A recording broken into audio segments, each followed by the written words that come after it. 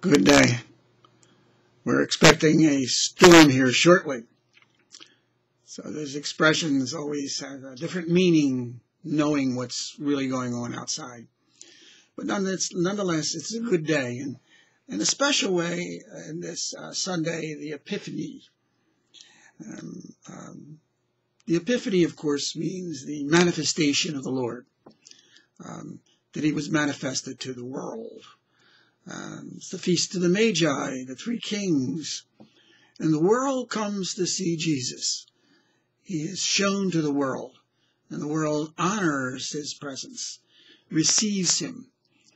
Now, at the beginning of John's Gospel, it says, he came to his own, and his own did not receive him. Well, a great many of his own did not, but many of his own did.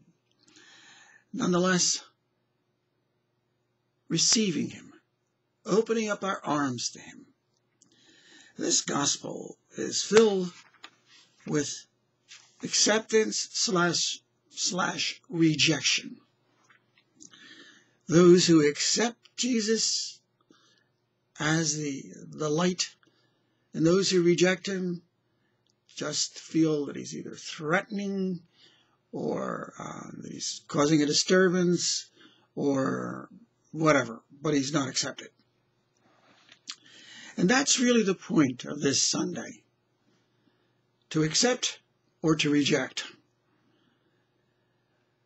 Searching for Jesus in our lives. That's really what we should be doing each and every day.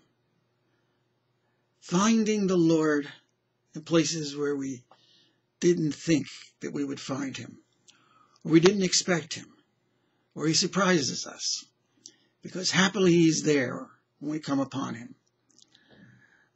Because our minds are taken up so much by this world. We're preoccupied about the visible. And every once in a while we recognize the invisible. Our eyes of faith take over because he's given us the light to see him.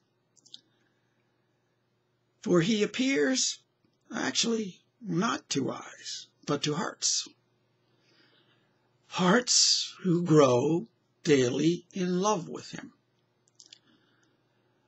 The world we live in, is a struggle of faith.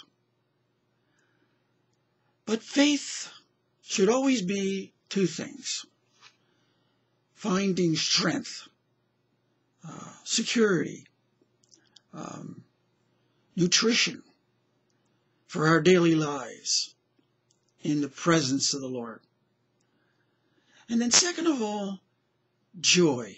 Always that sense of where the Lord is, there is joy. There is happiness.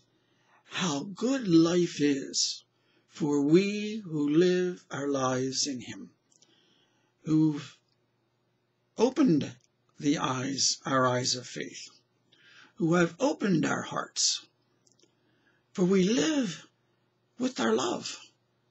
And because we live with our love, our God, our lives are filled with happiness. Our lives are filled with the happiness that only our God can give us. People who really are faith people should be people of strength. Sometimes people can get lost in laws, can get lost in traditions that are not life-giving traditions. They are religion, superficially speaking. But it is not religion that is God-filled. Faith that is truly God-filled and not just a veneer of religion is filled with life.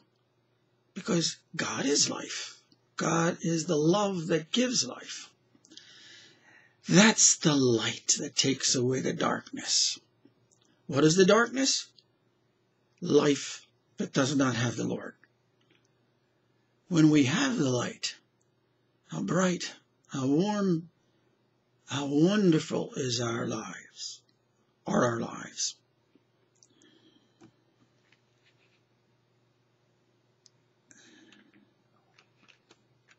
We perceive, when we perceive people who talk about the light, when the worldly people, their perception of people who talk about the light,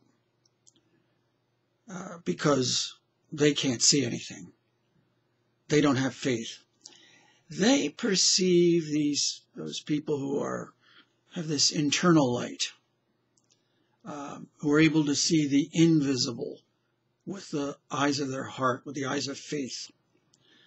They perceive them as people who are fantasizing, who are people who have all kinds of illusions, people who are making things up.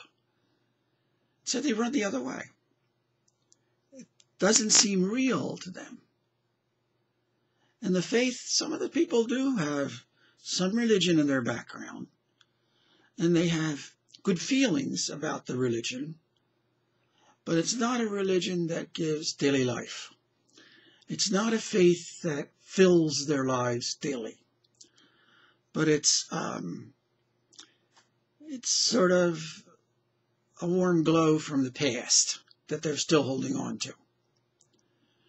True faith in the Lord is the daily light that lights our lives. It's the warmth of His presence. It's the love that burns in our hearts.